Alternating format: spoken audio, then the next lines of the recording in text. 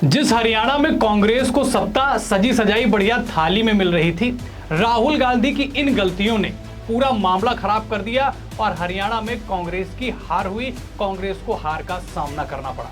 नमस्कार, मैं हूं वैभव दीक्षित।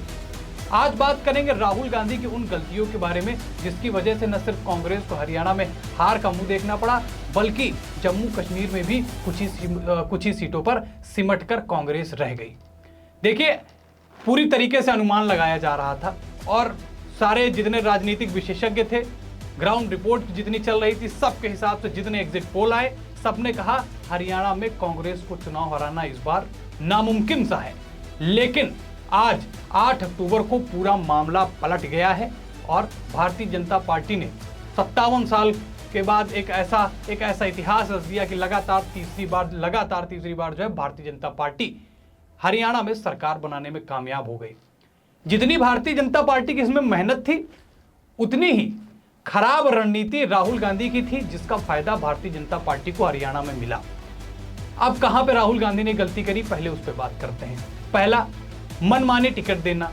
जिसको मन हुआ उसको टिकट दे दिया, बिना कुछ जांचे पूछे, बिना किसी जांच पड़ताल के। जो उनका पसंदीदा उनको लगा वहां टिकट बांटा। इसकी वजह से रोष आया कांग्रेस में, कई नेताओं ने इस्तीफे भी दिए, जिसका एक साइड इफेक्ट देखने को मिला और मनमानी राहुल गांधी की ये गड़बड़ हो गई टिकट बांटने में, जिसकी वजह से हरियाणा में कांग्रेस को हार का सामना करना पड़ा। एक और गलती बताता हूं, फिर पहुंचते हैं जम्मू कश्मीर पर। एक गलती वो राहुल गांधी ने की कि अपने जो कांग्रेस के नेता हैं हरियाणा में, खास तौर पर उनको फ्री हैंड देना और हरियाणा के अंदर कांग्रेस नेताओं के अलग अलग गुट होना, ये उन पर भारी पड़ गया। किसी पार्टी में अगर 2 गुट बनकर चल रहे हैं, पार्टी एक है लेकिन गुट 2 हैं, तो उसका दुष्प्रभाव तो देखने को मिलेगा ही। दुष्प्रभाव देखने को मिला हरियाणा के जो चुनाव रिजल्ट आए तब।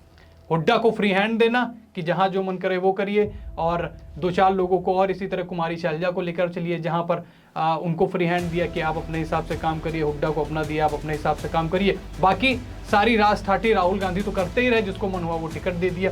अब इसी का जो एक दुष्प्रभाव था, जो उसी के जो परिणाम आए हैं हरियाणा चुनाव में, वो साफ तौर पर देखने को मिले और हरियाणा में हार का सामना करना पड़ गया कांग्रेस को।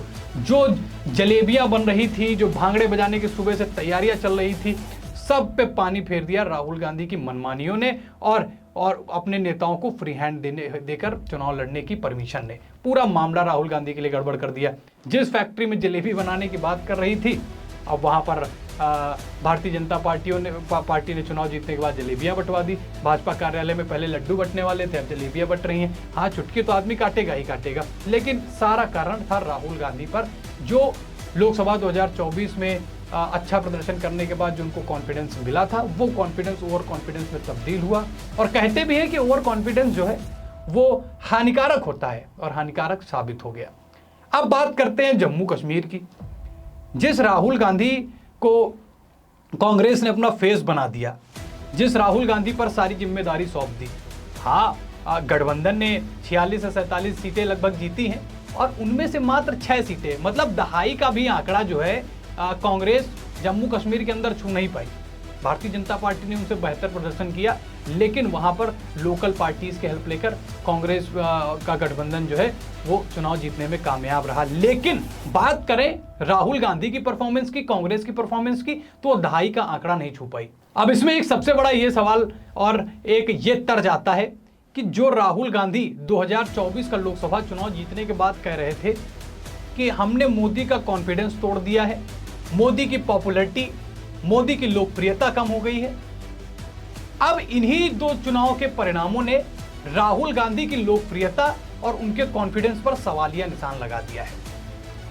जिस मोदी को ये कहा, कांग्रेस ये कह रही थी कि भाई साहब, अब सदन जो है विपक्ष चलाता है, मोदी जी बैठकर केवल सुनते हैं, हमने मोदी का कॉन्फिडेंस तोड़ दिया है, मोदी की पॉपुलैरिटी देश में कम हो गई, लोग राहुल गांधी को पसंद करने लगे हैं। उसी का परिणाम आपके सामने है। देखिए, वो कॉन्फिडेंस जैसे ही ओवर कॉन्फिडेंस में बदला, जनता ने उठा के पटक दिया और बता दिया कि अभी कांग्रेस की स्थिति क्या है, उसको अपनी विचारधारा, उसको अपनी रणनीति पर काम करने की आवश्यकता है। हरियाणा में भारतीय जनता पार्टी ने तीसरी बार सरकार बना ली। कांग्रेस सफल हुई गठबंधन के साथ, जहां पर दहाई का आंकड़ा भी नहीं छू पाई और जम्मू कश्मीर में गठबंधन के साथ वो कामयाब रही। लेकिन स्वयं की स्थिति क्या है वो आप इन परिणामों को देखकर करिए। और जैसा मैंने बताया कि जब कॉन्फिडेंस जो है वो ओवर कॉन्फिडेंस में तब्दील हो जाता है तो वो नुकसानदायक होता है, बहुत ज़्यादा नुकसानदायक होता है। कुशल रणनीतियाँ और बेबाक तरीके से भारतीय जनता पार्टी ने हरियाणा में चुनाव लड़ा, वही हाल जम्मू कश्मीर में भी रहा, जहाँ ठीक ठाक सीटें जो हैं भारतीय जनता पार्टी को मिली, उसका लाभ मिला। राहुल गांधी केवल आरोप प्रत्यारोप और जातिगत मामलों में उलझे रहे और अपनी मनमानी के चक्कर में दोनों जगह चुनाव पर पानी फेर दिया कांग्रेस की जितनी उम्मीद थी उस पर।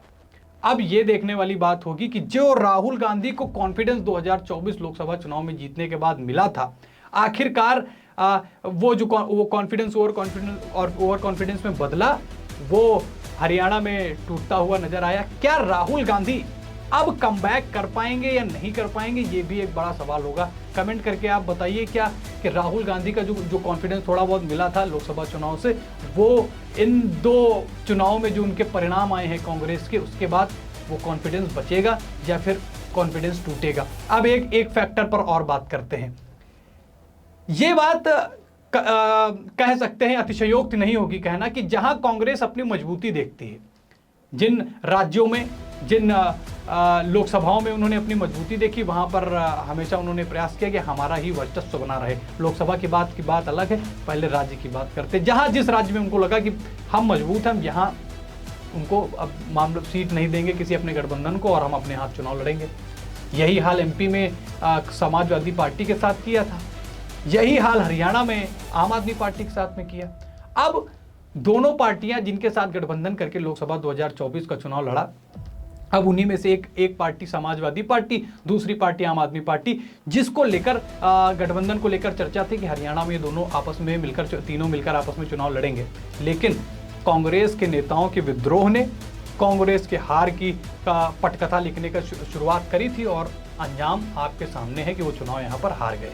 अब इसका प्रभाव आने वाले अन्य विधानसभा चुनाव में भी आपको देखने को मिलेगा। महाराष्ट्र, दिल्ली के चुनाव नजदीक हैं और कांग्रेस वहां भी पूरी तैयारी के साथ उतरेगी। लेकिन यह बात 100% तय है कि राहुल गांधी को जो कॉन्फिडेंस मिला था और वो जो ओवर कॉन्फिडेंस में तब्दील हो गया था, वो अब टूटता हुआ नजर आएगा। और ये भी बहुत बड़ी बात नहीं है कहना कि जो दिल्ली का चुनाव होने वाला है उसमें जिस तरीके से आम आदमी पार्टी को हरियाणा में कांग्रेस ने धीरे से साइड में लगा दिया, अब आम आदमी पार्टी, क्योंकि दिल्ली में आम आदमी पार्टी का ठीक ठाक अस्तित्व बन गया है और कांग्रेस उनके साथ में चुनाव लड़ने का प्रयास करेगी। अब देखने वाली बात होगी क्या अरविंद केजरीवाल और आम आदमी पार्टी के लोग कांग्रेस को दिल्ली में एक्सेप्ट करते हैं या नहीं, या फिर हार का बदला, या फिर जिस तरीके से आम आदमी पार्टी के साथ में कांग्रेस ने हरियाणा में किया, वही काम आम आदमी पार्टी दिल्ली के चुनाव में राहुल गांधी और कांग्रेस के साथ में करेगी।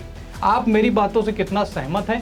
साथ ही साथ आप हमको ये भी बताइए कि राहुल गांधी जिस तरीके से लोकसभा 2024 चुनाव जीतने के बाद हवा में उड़ रहे थे, उनके पैर जो हवा में थे, क्या वो अब जमीन में आएंगे और हरियाणा की हार का जो एक धब्बा उनके ऊपर लगा है, उसका प्रभाव आने वाले अन्य राज्यों में जो विधानसभा चुनाव होने वाले हैं उस पर दिखेगा या नहीं? कमेंट सेक्शन में हमसे जरूर बताएं। वीडियो अच्छी लगी हो तो वीडियो को लाइक और शेयर करें। चैनल पर नए हैं तो चैनल को सब्सक्राइब करें। फिर मुलाकात होगी एक नए वीडियो के साथ, तब तक के लिए धन्यवाद।